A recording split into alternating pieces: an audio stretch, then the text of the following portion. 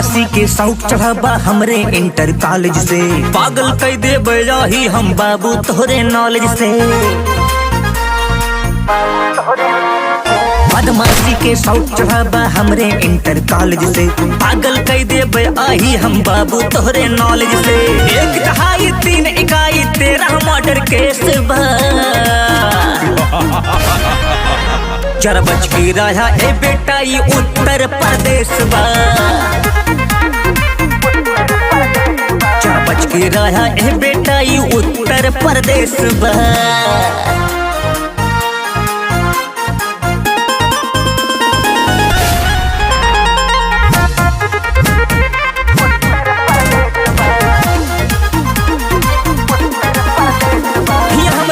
से बेटा हर तीसरे गांव में भट्टा मिले, उत्तर प्रदेश के घरे घरे माँ बिन लाइसेंस ही कट्टा मिले।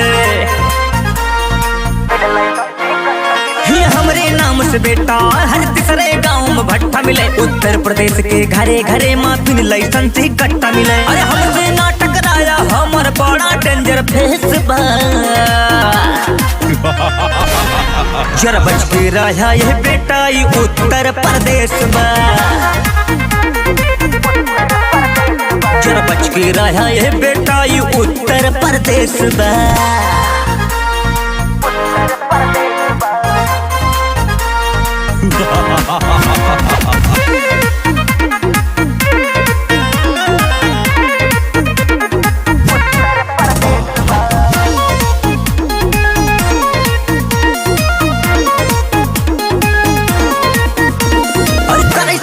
अच्छे अच्छे दुश्मन देख के भागा थे, बड़े बड़े माफिया रात भर दहशत में सब जागा थे। कई सलामी अच्छे अच्छे दुश्मन देख के भागा थे, बड़े बड़े माफिया रात भर दहशत में सब जागा थे। जकरे ऊपर खोपड़ी सन कई ओकरे भवा कलेश बा, जरा बच के रहा ये बेटा ये उत्तर प्रदेश बा, जरा बच के रहा ये बेटा ये उत्तर प्रदेश बा।